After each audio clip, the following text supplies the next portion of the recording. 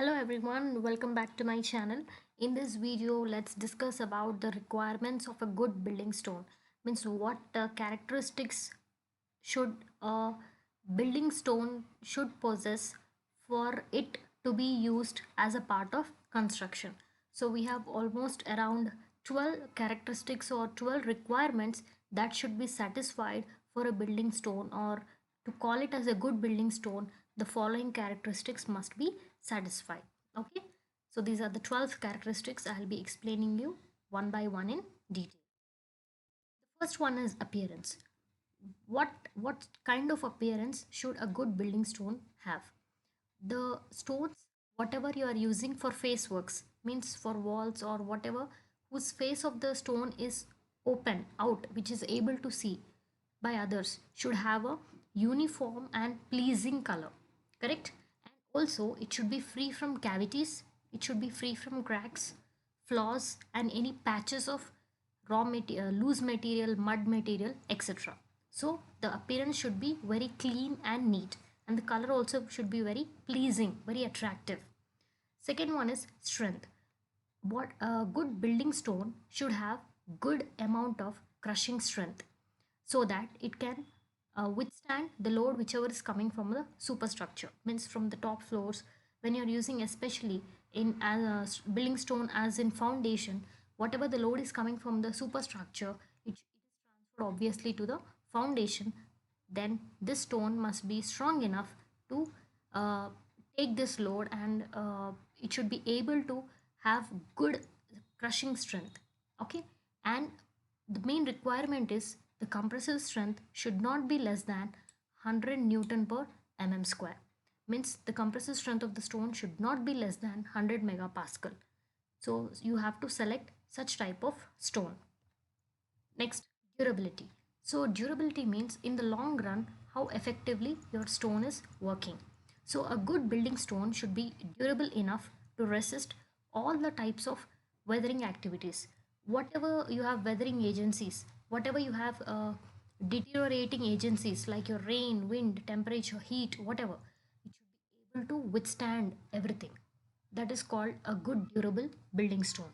So for a building stone should be to be durable enough, it should possess a fine grained, compact and crystalline structure like granite. Next we have hardness.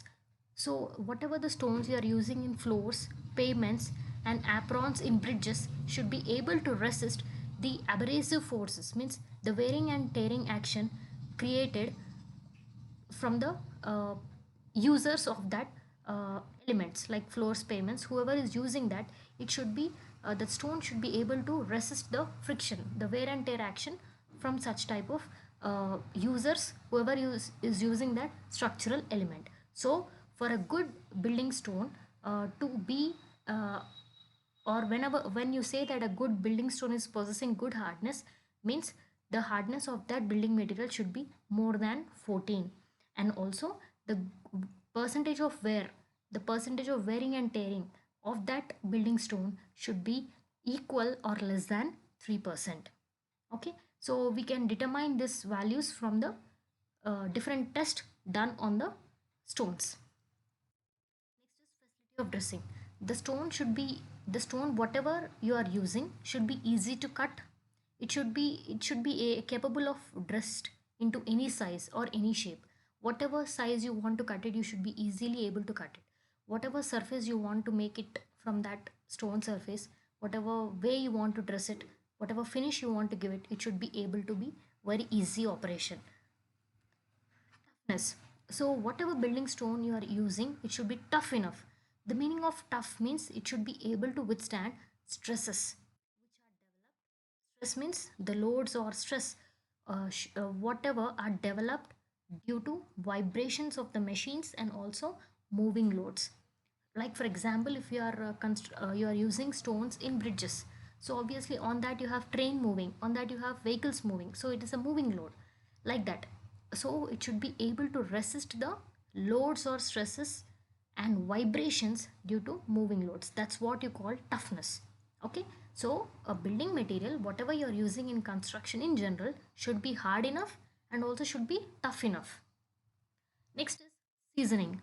I already told you seasoning is nothing but generally seasoning stands for removal of moisture content. Whatever stones you are getting from the quarry will possess moisture in it. They will be having moisture content in it by default. So you have to, that's called as quarry sap, SAP. So you have to remove this quarry sap. This removal of quarry sap is sometimes done on the quarry at site itself or else in the place wherever you are working. But remember, seasoning means you are removing the moisture content. So whatever stones you are using, you have to take care that there is no moisture content present inside the stone. Why? Because the presence of moisture will make your stone softer, and hence early decaying is possible, early deterioration is possible. Next is resistance to fire. A good building stone, whatever you are using, should be able to resist very high temperature attacks. Means whatever the composition of the stone is there, every stone will be possessed, or every stone is composed of different minerals.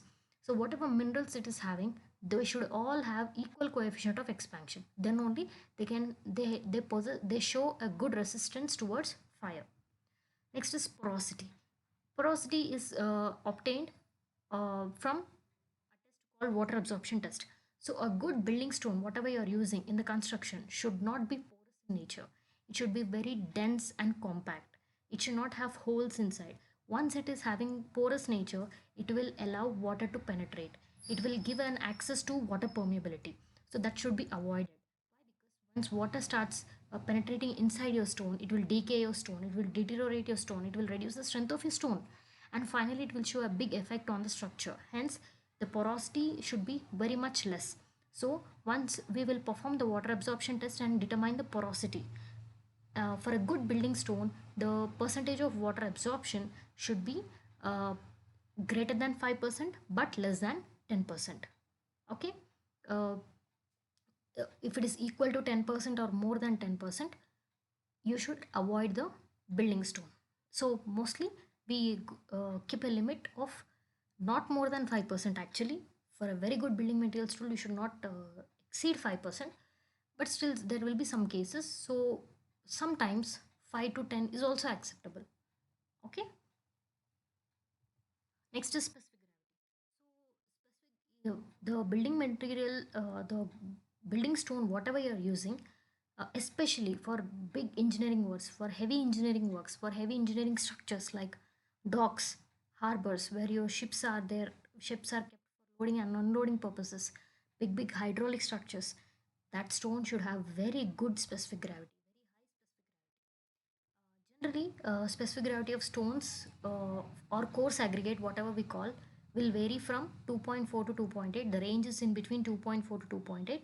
Good building stone should have specific gravity of more than 2.7. So it should be 2.7 or 2.8. Building stone should have close grained and compact structure. The grains of the stone should be very closer to each other. They should be very dense in nature and they should be very compact. It should be free from cavities and pores and cracks. And last one is availability. Always see that building stones, whatever you are using for your construction purpose, are easily available. You should not go for those building materials which will be or which should be imported from somewhere else, so that they are not easily available. Any decrease in the quantity, if you get a if you maybe during some planning time, if suddenly the quantity you plan some amount of stone, but what happens when you are into the actual construction, you may get short of that quantity, again you have to import it from some other place. So it's all risky job and it is not at all economical. So select a stone which is easily available and cheap. Okay, that's all is about requirements of good building stone. Hope you understood the video. Thank you.